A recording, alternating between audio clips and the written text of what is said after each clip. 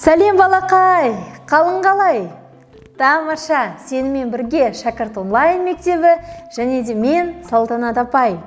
Біз алдыңғы сабақта комбинацияны үйренген болатынбыз. Сонымен комбинация дегеніміз не, тағы да бір рет қайталап жіберейік. Комбинация дегеніміз, яғни сандарды немесе заттарды әртүрлі тәсілмен біріктіру деген сөз. Яғни комбинация, құрастыру, ол осы. Ал енді біз тек қана оның ережесін ғана айтып қоймаймыз, не істейміз? Оны практика жүзінде сендерге суретпен де, кестемен де көрсететін боламын. Ендеше кітабыңды, дәптеріңді, керекті құрал жабдықтарының барлығын дайындап, сабаққа сақадай сай отыр. Бірінші тапсырма қызғалдақтар деп аталады. Мұқият тыңдай ғой. Гүлзарда 6 гүл өсіп тұр. Олардың төртеуі қызғалдақ, ал екеуі сарғалдақ. Анам тек 2 гүлді жұлып алды. Ол 2 гүл қандай болуы мүмкін деген бізге не деп тұр? Сұрақ қойылып тұр. Және қандай комбинация құруға болады? Яғни 2 гүл алған кезде екеуі де қызғалдақ болуы мүмкін бе? Әрине мүмкін. Яғни бір қызғалдақ және тағы бір қызғалдақ. Екінші, бір қызғалдақ, бір сарғалдақ болуы мүмкін бе? Әрине мүмкін. Немесе екеуі де сарғалдақ болуы мүмкін бе? Әрине мүмкін. Себебі 2 сарғалдақ бізде бар. Тамаша. Ал енді мысалы біреуі сарғалдақ, біреуі раушангүл болуы мүмкін бе? Мүмкін емес. Себебі гүлзарда бар жоғы 6 гүл, яғни оның 4-еуі қызғалдақ және 2-еуі сарғалдақ екенін білеміз. Ал енді кестеге сәйкес комбинацияны құру өте тиімді. Мұқият осы тапсырманы түсініп ал. Себебі дәптермен жұмысқа келген кезде сен ешқандай қиындықсыз өзің орындай алатын боласың. Ал 0, 1 және 2 деген цифрларынан 2 таңбалы сандар құрастырды. Және оның қандай сандары жазылмай қалғандығын біз жазуымыз керек. Мұқият қарасақ, мына тігінен ең сол жағындағы бұрышында бірліктер және ондықтар деп тұр. Көрдік қой? Ондықтар ол бірінші жазылады, ал бірліктер ол екінші тұрады. Келісесің ғой? Ал енді қарай ғой. 1 мен 1-дің қиылысқаны ол қандай сан шықты? 11. Ал енді мына 1 мен 0-дің қиылысқаны қандай сан шықты? 10. 1 мен 2-ның қиылысқаны қандай сан шығады? 12. 21 емес. Себебі 10-дық ол 1 болып тұр. Соқтан 12. Міне, тура осылай әрі қарай осы кестені толықтыра ғой.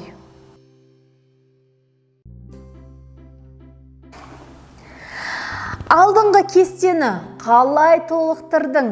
Соны келесі мына кестеде қатесін табу арқылы сен өзіңнің түсінгеніңді әрі қарай не істейсің? Дамытасың. Қараймыз. Тура осылай. Ондықтар және төбесінде бірліктер. Ондық бірінші жазылады, бірлік екінші тұратын біз білеміз. Кәнекей, бірінші 1 ондық пен 8 қиылысқан жері 18. Дұрыс па? Дұрыс. Ал енді міне 1 ондық 9 бірлік. Бірақ 9 деп жазып қойыпты. Дұрыс па? Жоқ, қате. Қандай сан болуы керек? 19. Әрі қарай. 0 ондық 8 бірлік дейді. 80 деп жазып қойыпты. Дұрыс па? Жоқ, дұрыс емес. 0 ондық деген сөз ондығы жоқ. яғни тек қана 8 деген сан тұру керек. 8 бірлік. Тура осылай 0 ондық пен 9 бірліктің қиылысқан жері қандай сан болады? Тамаша, 9 деген сан болады. Себебі жай ғана 9 бірлік. Ал енді келесі мына шығарып көр деген тапсырмаға қарай ғой. Бұл тапсырмада Азиз ұшақтың, кеменің және машинаның суреті салғандығы туралы айтылған. Және де ол екі суретін досына сыйлапты. Қандай комбинация құрастыруға болады? Кәнеке ойлана ғой. Ауызша айтсаң да болады. Я, бір кеме, бір машинаның суретін беру мүмкін ба? Әрине мүмкін. Немесе бір ұшақ пен бір машинаның суреті беру мүмкін ба? Әрине мүмкін. Және де осыған тағы да өзіңнің нұсқаңды толықтырып жаза ғой. Сонымен біз мына кітаптағы ең соңғы орындап көр деген тапсырманы саған үйге беретін боламын. Бірақ берместен бұрын түсіндіре кетейін, жарай ма? Тарақ деген сөз тұр, және де сөздің астында сандар тұр. Келесі кестеде сандар, бірақ сол сандарға сәйкес бірінші кестенің көмегімен әріптерді орнына қоясың. Сол кезде дұрыс бізге керекті сөз шығады. Сол сөзді міндетті түрде осы видеоның астындағы комментарийға жазып жібере ғой. Жарай ма? Күтетін боламын. Ал енді кезегіміз біздің дәптермен жұмысқа келді. Мұқият қарай ғой. Комбинациялар құрастыру сонымен қатар мына біздің логикалық ойлауымызға да өте пайдалы. Тыңдай ғой. Анасы кәмпиттерді 6 тәрелкеге бөліп салды. Тәрелкеде жазылған сан оның несін білдіреді? Кәмпиттің санын білдіреді.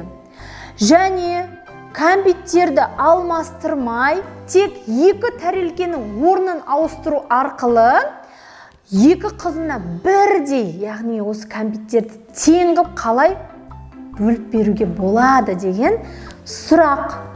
Ал кәнекей, енді менімен бірге тақтада шығарып көрейік. Бірінші 1, 3 және 5 деген 1, 3 және 5 деген тәрелкедегі сандарды көріп тұрмыз. Ал екіншісінде 7, 9 және де 5.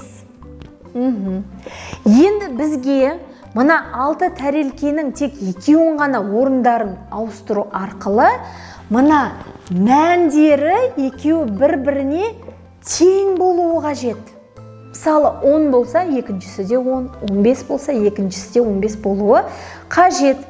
Осы тапсырманы саған кішкене ойлануға, шешімін табуға 1-2 минут уақыт берейін.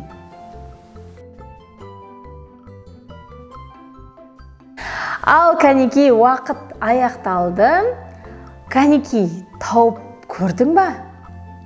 Егер тапқан болсаң, менің жауабымен салыстыра көр.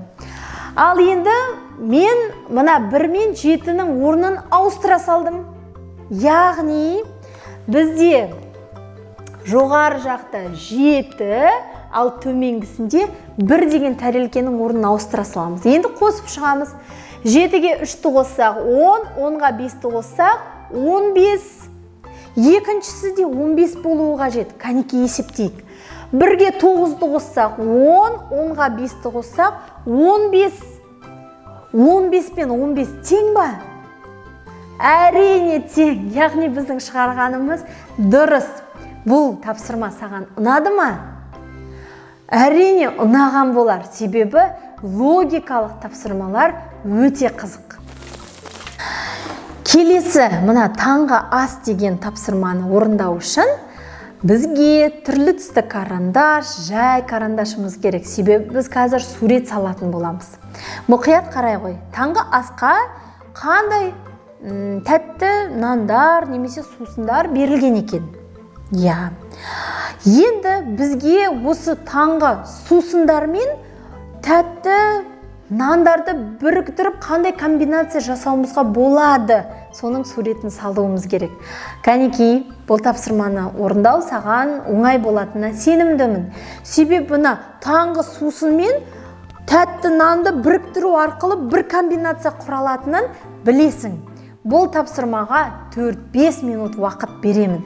Әдемілеп суретін салып, тиісті өзің қалаған бояумен бояй қой. Келесі тапсырмамыз, алдында мен кестені орындаған кезде мұқият тыңдай ғой деп айтқан сөзім негіз болады. Себебі қазір тура сол мына кестемен жұмыс. Кестемен жұмыс тура солай ондықтар және бірліктер деп берілген. Осы тапсырманы не істейсің? Соңына дейін орындайсың. Яғни біреуін көрсетейін.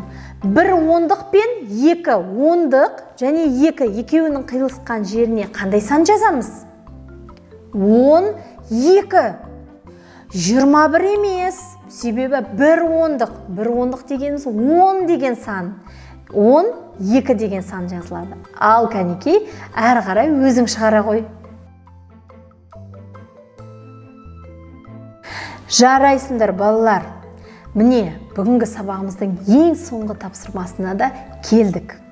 Ең соңғы тапсырмасы сендерге үй жұмысы ретінде үйге беріледі. Сенде 90 теңге бар және осы ақшаға тізімдер көрсетілген. Қандай зат қанша теңге болатыны. Саған осы көрсетілген азық-түліктің ең көбін алуы қажет. Және де олардың тізімін жазып қойың керек.